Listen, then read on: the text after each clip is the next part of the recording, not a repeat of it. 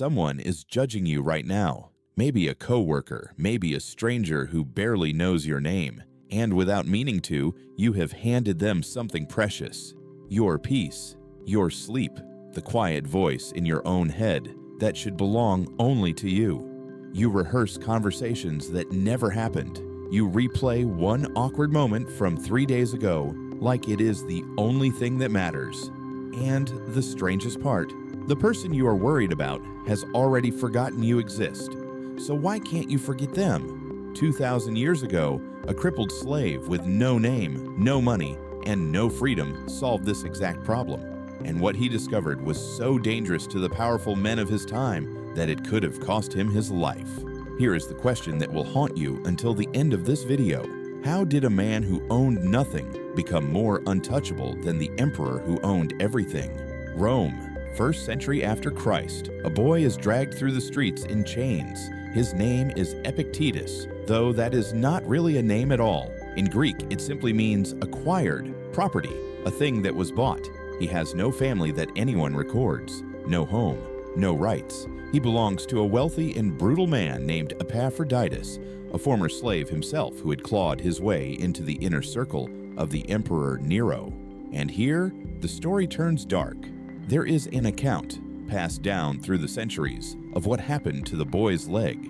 His master, in a fit of cruelty, begins to twist it, slowly. The pain is unimaginable, but the boy does not scream. He does not beg. He simply looks up and says calmly, "You are going to break it." The master keeps twisting. And then there is a snap. The boy does not cry out even now. He only says, "There, I told you it would break." For the rest of his life, Epictetus would walk with a limp. He would never run, never stand without pain. And you would think a man treated like that would be filled with rage, crushed, broken on the inside the way his body was broken on the outside. But something impossible happened instead. Inside that broken body, behind those chains, a mind was forming that no master could touch, because somewhere in that agony, the boy realized something the men who owned him never would. They could command his body, they could break his leg, they could sell him, beat him, starve him, but there was one room inside him that they could never enter, one door they did not have the key to. And the day he discovered that door was the day a slave became freer than his masters. But he had not yet figured out how to open it for anyone else. That would take a catastrophe. Now stop for a moment, because this is about you. You were never sold in a market. You were never put in chains. And yet, be honest with yourself. How much of your inner life is owned by other people right now? Think about the morning you did not want to get up because you knew you would have to face someone. Think about the message that sat in your drafts for an hour because you were terrified of how it would be read. Think about the version of yourself you perform online, the careful photos, the deleted comments, the constant invisible question, what will they think? You have built a prison, and the strange thing is, you hold the only key, and yet you keep yourself locked inside. Every time someone frowns at you, a part of your day dies. Every time you imagine being laughed at, your chest tightens. You are not living your life. You are auditioning for the approval of people who are barely paying attention. Epictetus saw this clearly, even from inside slavery. He noticed that his masters, the rich and powerful men of Rome, were the most anxious people he had ever met. They had palaces, and they could not sleep. They had power, and they trembled. They feared the emperor. They feared losing status. They feared the opinions of the crowd in the forum. They owned everything, and they were terrified of everyone.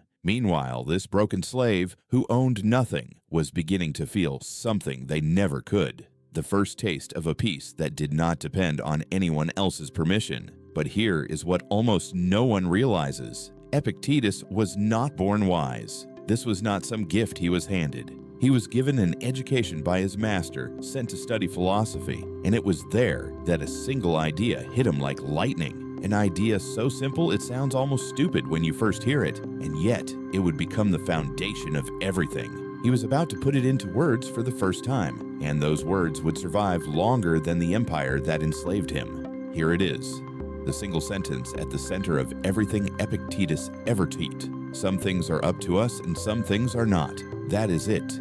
That is the whole secret. And I know how it sounds right now. Too small, too obvious. But stay with me, because the way he divided the world is far sharper than you think, and almost everyone gets it backward.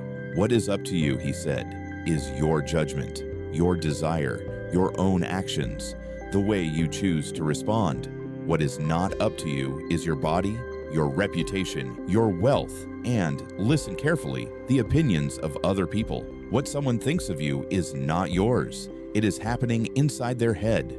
It is built from their fears, their mood, their bad sleep, their own insecurities, their history that has nothing to do with you. You cannot reach into that head and rearrange it. You never could. So when you spend your night agonizing over someone's opinion of you, Epictetus would say, you are doing something insane. You are trying to control a thing that was never, ever in your power. It is like grabbing a fistful of smoke and screaming because you cannot hold it. And this is where it gets strange.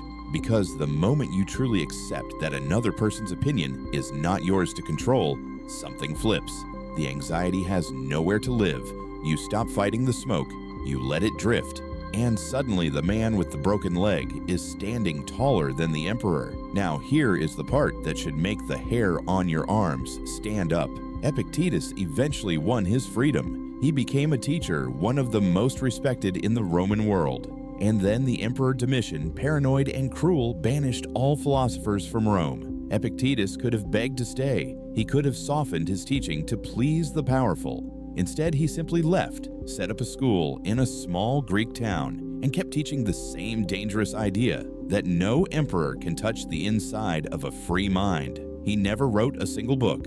Everything we have was written down by a student who could not bear to forget his words. And those words traveled across 19 centuries to reach a Roman emperor named Marcus Aurelius, who kept them close, and then, eventually, to reach you tonight.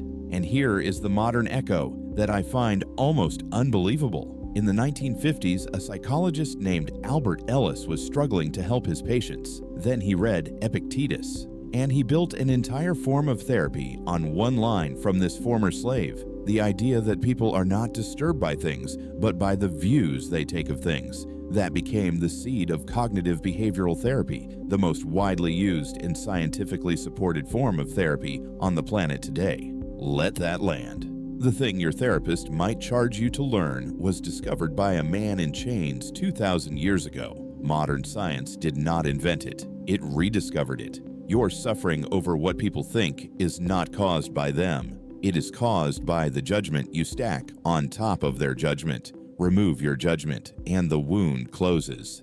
So let us answer the question from the very beginning. How did a man who owned nothing become more untouchable than the emperor who owned everything? Because he moved his entire life into the one room no one else could enter. He stopped living in the opinions of others and started living in his own choices. That was the door. And tonight, you're going to open it too. Here is the 5-step code, and you can use it before you sleep tonight. Step 1. When the anxiety hits, name the thing you are afraid of out loud. He looked down on me. She thinks I failed. Drag it into the light.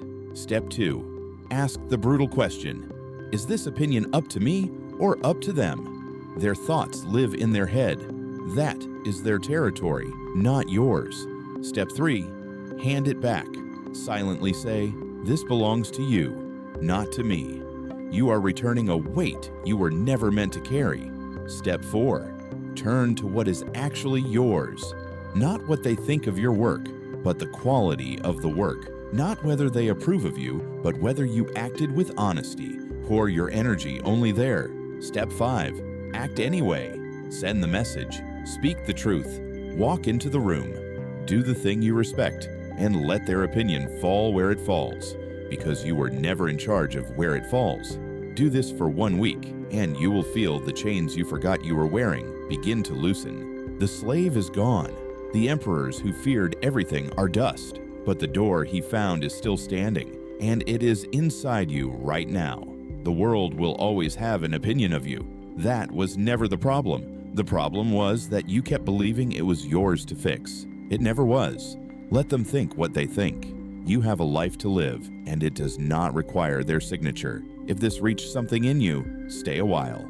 subscribe, and let the next idea find you when you need it most, because freedom, the real kind, is not given, it is remembered.